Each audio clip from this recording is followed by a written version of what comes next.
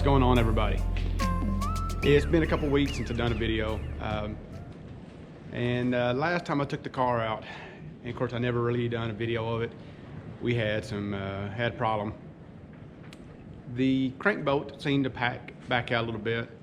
Don't know if that was a after result of what happened or if that's what caused the problem, but best of my knowledge, when I'm looking at the crank bolt, it backed out a little bit. Crank pulley probably got out of balance, and I shattered my oil pump. Going down the track, top of the track, I was right at 30 pounds of boost, and all of a sudden I looked down and the boost is just dropping off, and the power, I just felt the power dropping dramatically, and of course let out of it, and I still passed through at 139 miles per hour, 140, like a 10.7. I knew something wasn't right. Car died immediately. This ain't good. And car cranked right back up. I idled it back to the pit road, stopped and shut it off. Battery was dead, so I thought, hey, that's why car's dying. Battery just dead. It does look like it has a dead cell on it. So we jumped the car off, car cranked right back up. I looked down and there was 0 oil pressure. So I immediately shut the car off and thought, oh, this is bad. So I was able to get the car back in the shop, and as everybody can see here, got some things, tore apart. Of course, got things covered up, and expecting the worst. And we did find some problems, but it could have been a lot worse. First thing I will show here, oil pump did shatter. Hate that, because I had this thing fully port and polished and good looking setup, but so that's the bad news. That, and also turbo, of course it's trashed. It got all out of whack, which is why the boost left. So as soon as the oil pump failed, lost oil pressure to the turbo got out of control, just destroyed the seals in it, and started gnarling out and just grinding on the inside of the compressor housing. And so turbo's gone. Good news is I already pulled cam caps off, looked at cams. They look like they were brand new, not a nick, scratch, or wear. They're perfect. So really was concerned about rods. Everything still looked to be free. Pulled bearings out, and you could barely see where the rod bearings had a little bit of push on them, where they started to touch, but it still had enough oil in the motor, and the car didn't run long enough. So rod bearings don't look bad, which means main bearings are probably fine, but I've got a new set of bearings. So putting a new set of bearings in the car, and we're gonna be putting a new oil pump in. I'm gonna upsize the turbo a little bit. Looks like I'm gonna do a 72-68 instead of a 66-62. I think I was at the top end of this turbo, we're nearing that 700 horsepower range, and that's a lot, for what I was using. But anyway, got the bottom of the motor part. Today, that's what I'm doing, is digging in and just gonna try to get some things going. Big things coming over the winter.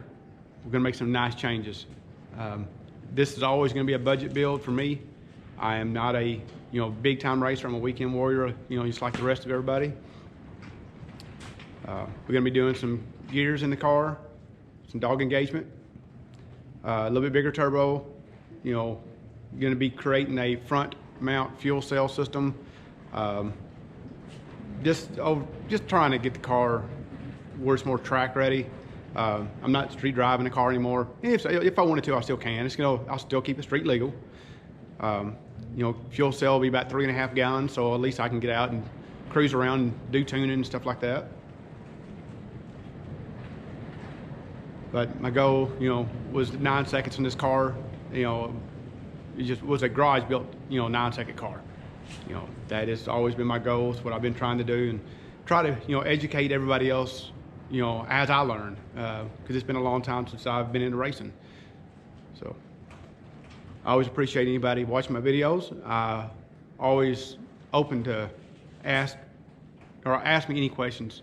I try to answer anything I always can. I'll find out, and I always love to give a shout out to somebody that's always helped me. I've been working with the guys at Humble Performance. Kenny McKay. He's as anybody that watches YouTube videos have seen, their latest video with them and the Boosted Boys. That's awesome to see that kind of a camaraderie between, they're rivals, but in this industry there is no rivals. It's all about supporting the industry. It's an industry that's struggled over years, and it seems like this YouTube craze has really got it back going, which is awesome. It's a great sport. Keep it safe, keep it legal, keep it on the track, have fun with it, support your shops. And Humble Performance has been just awesome to deal with, and can't say nicer things about them. They've been awesome. So anyway, let's tear into this car, see if we can get these bearings replaced and get it back going.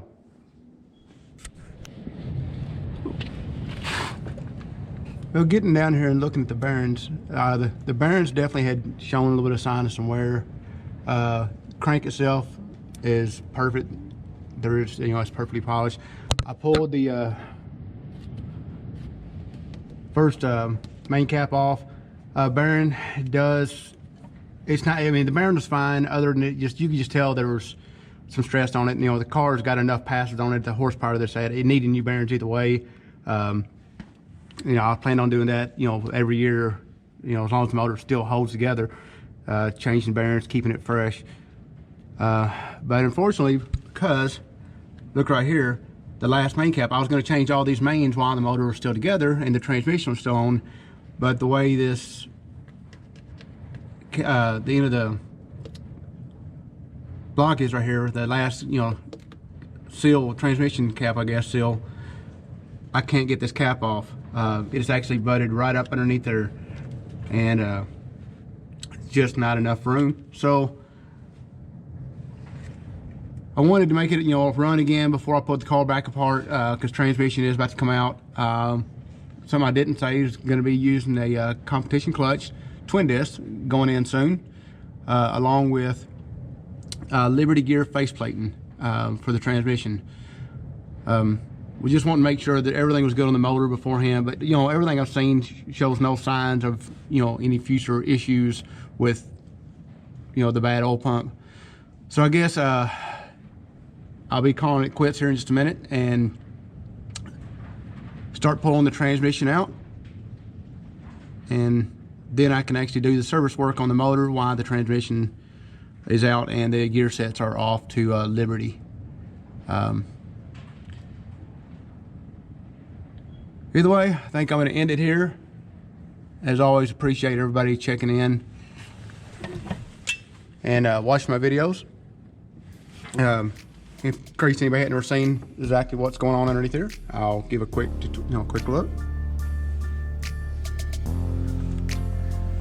But anyway, always appreciate you watching the videos. Watch, subscribe, pass them along, and any info you take from what I do is great. And if you got any questions, feel free to ask away. Until next time.